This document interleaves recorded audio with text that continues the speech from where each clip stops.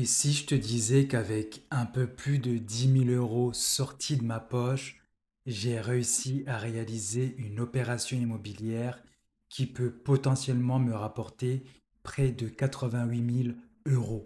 Ça paraît exagéré et pourtant dans cette vidéo, je vais te montrer les chiffres réels d'un achat que j'ai fait aux enchères immobilières. On va parler du prix d'achat, des frais, du financement, du cash flow et surtout la plus-value potentielle. À la fin, tu comprendras pourquoi, selon moi, les ventes aux enchères immobilières font partie des moyens les plus rapides pour s'enrichir en France. Pas parce que c'est magique, mais parce que ça combine trois leviers puissants. La décote, quand tu achètes un bien aux enchères, le crédit bancaire et surtout le temps.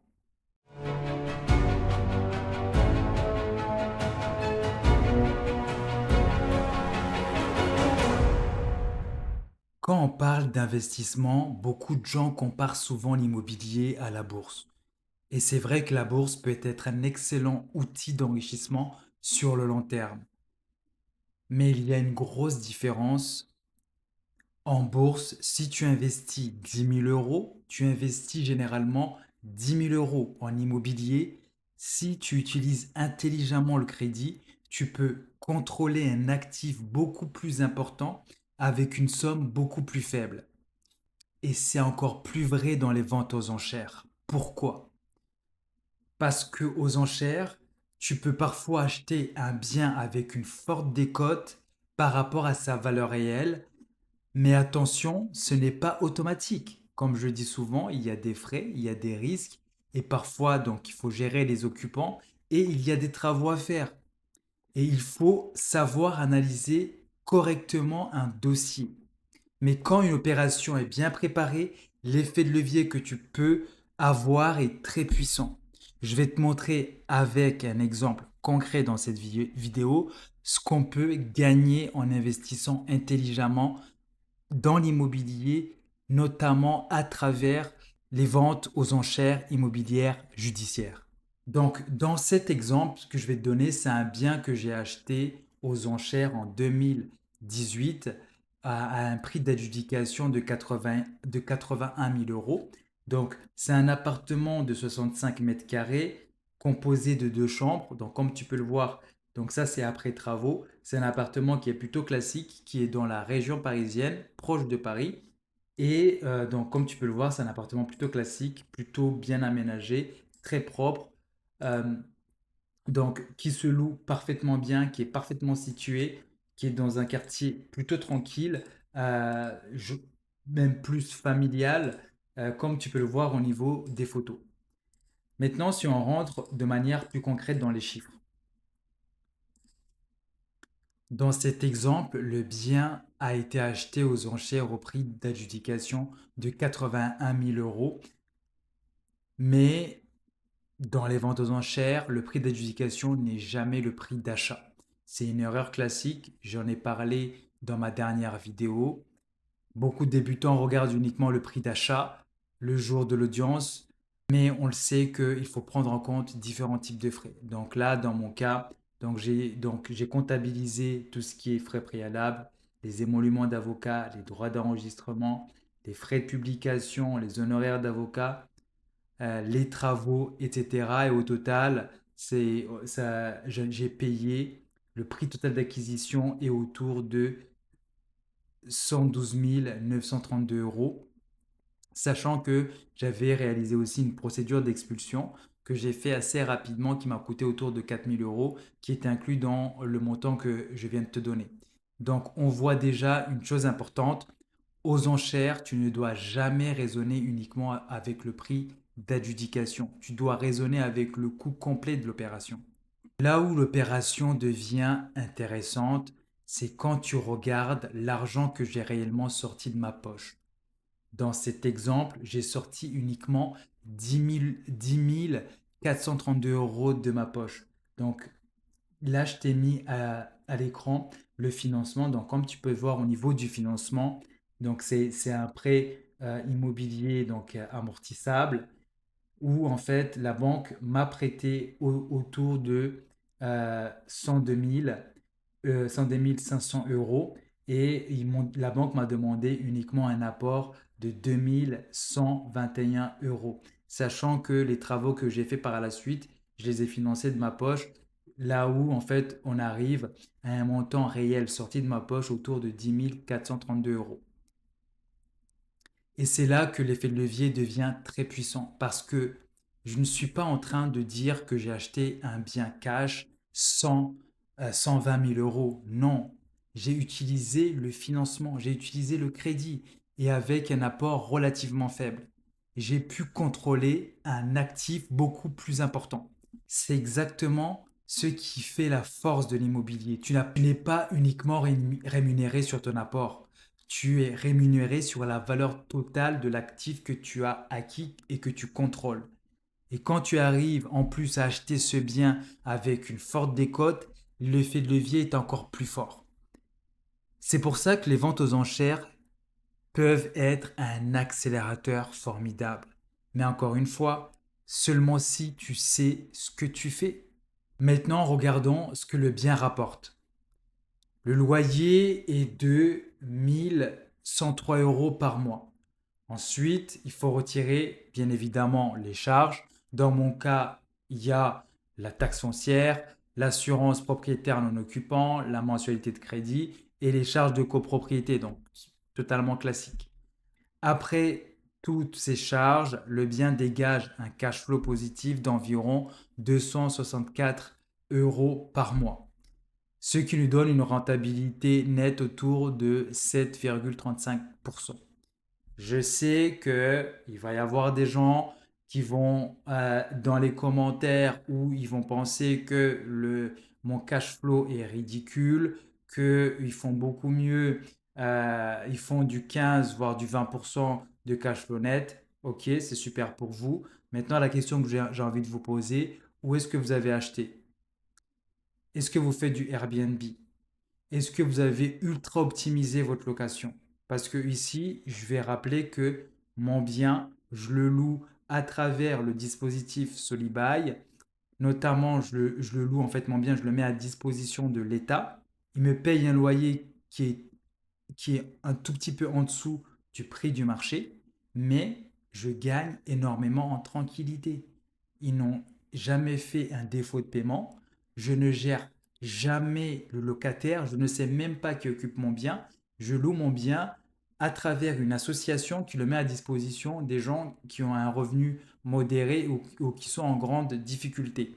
Donc moi de mon côté, honnêtement, en termes de gestion sur ce bien, ça me prend peut-être, allez, une journée et demie par an, uniquement pour regarder les PV d'AG, pour faire la régularisation des charges, et de temps en temps,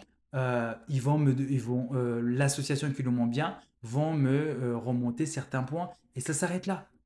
Même si je gagne un tout petit peu, mais j'ai une tranquillité et c'est un revenu réellement passif. Ça fait quasiment 8 ans que je n'ai pas mis les pieds dans cet appartement. Et c'est ça que je cherche. C'est la tranquillité d'esprit. Et en plus, en termes de fiscalité, c'est très intéressant. Parce que de mon côté, puis là, je vous laisserai prendre connaissance du dispositif Solibuy. J'en fais la promotion depuis que je suis sur YouTube. Beaucoup de gens disent que ce n'est pas important parce qu'ils ne font pas beaucoup de cash, mais en termes de tranquillité, c'est excellent. Et en plus, on a des possibilités de défiscalisation avec ce type de dispositif. Un autre élément aussi à prendre en compte, c'est que le cash flow que je génère, donc autour de 250 euros, en fait, c'est un cash flow qui arrive sur une opération où l'argent sorti de ma poche est vraiment faible. J'ai sorti uniquement 10 000 euros. Donc le rendement sur l'argent réellement investi est très élevé. Et ça, c'est une notion que beaucoup de gens oublient. Ce qui compte, ce n'est pas seulement la rentabilité du bien, c'est aussi la rentabilité sur ton argent réellement investi. Les Américains appellent ça le cash on cash return. Maintenant, passons à la partie la plus intéressante. La valeur marchande estimée de ce bien est autour de 146 945 euros. D'où vient en fait cette estimation? C'est tout simplement, je suis allé sur regardé les dernières transactions dans le quartier, dans l'immeuble. J'ai regardé le prix au mètre carré. J'ai pris vraiment la valeur moyenne. Et en plus de ça, à côté de mon bien, ça vient avec un parking que je peux, on appelle ça un parking boxable, c'est-à-dire que je peux créer un box avec ce parking-là. Donc je l'ai évalué, ça c'est vraiment une valeur extrêmement basse de à 7 000 euros.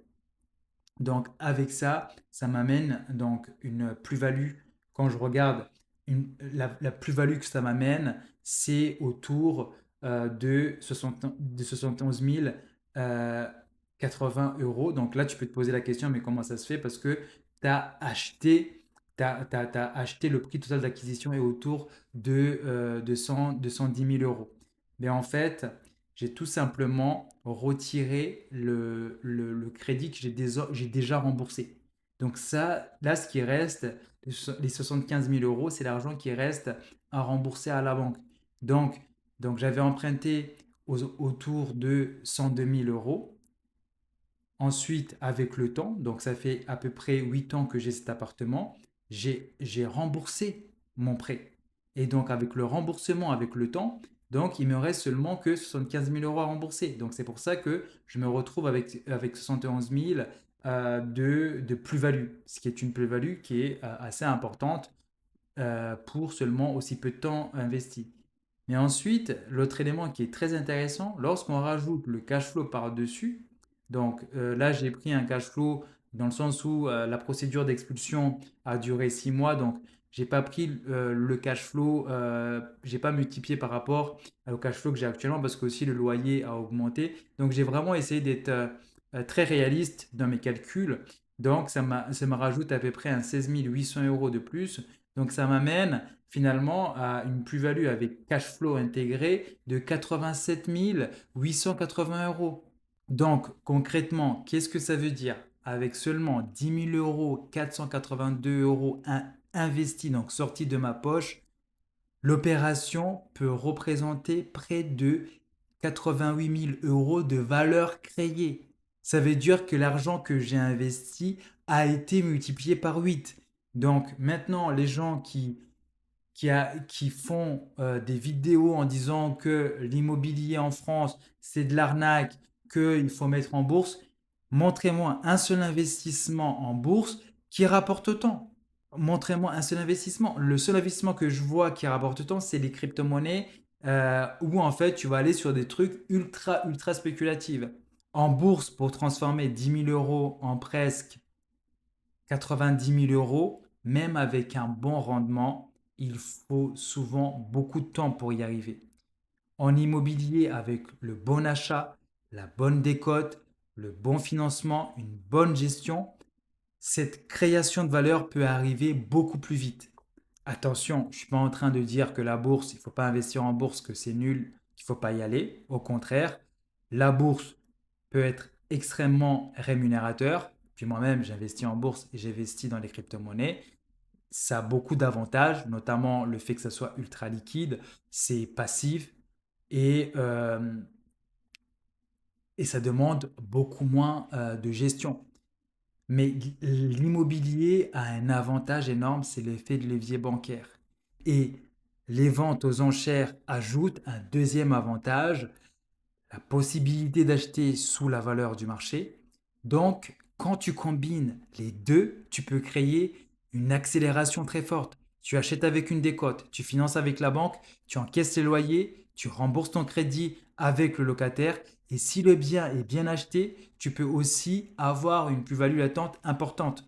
Et cette combinaison qui rend les ventes aux enchères aussi puissante. Mais je dois t'avouer, il faut être lucide. Ce n'est pas sans risque. Il faut savoir lire les documents, comprendre les frais, il faut anticiper les travaux, il faut analyser qui occupe le bien et il faut avoir une marge de sécurité. Moi, quand je me suis lancé dans cette affaire, quand je me suis mangé un 6 mois de procédure d'expulsion, je peux te dire que tu doutes.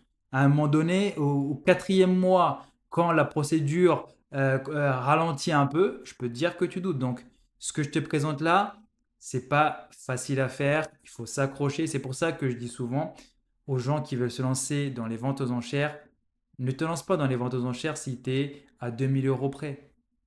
Parce que tu vas transpirer, tu vas pas tenir, tu vas être mal, tu peux même faire des choix qui ne sont pas bons où tu vas vendre en train de paniquer. Donc, je conseille aux gens qui investissent dans les ventes aux enchères de d'abord investir dans le marché classique et ensuite, quand tu es bien installé, tu es bien établi dans la vie, tu peux te lancer dans les ventes aux enchères. Donc, pour conclure, si je devais résumer cette vidéo en une phrase, les ventes aux enchères immobilières peuvent être l'un des moyens les plus rapides pour s'enrichir en France, mais seulement si tu sais analyser correctement les opérations. Dans mon cas, cet achat m'a permis de créer énormément de valeur avec peu d'argent sorti de ma poche et c'est exactement le type d'opération que je cherche à répéter, à repérer quand j'analyse les ventes aux enchères. Si ce genre d'analyse t'intéresse, abonne-toi à la chaîne. Je vais continuer à te partager des exemples concrets, des chiffres réels, des méthodes pour mieux comprendre les ventes aux enchères. Et surtout, n'oublie pas, aux enchères, le prix affiché n'est jamais suffisant. Ce qui compte, c'est l'analyse complète de l'opération.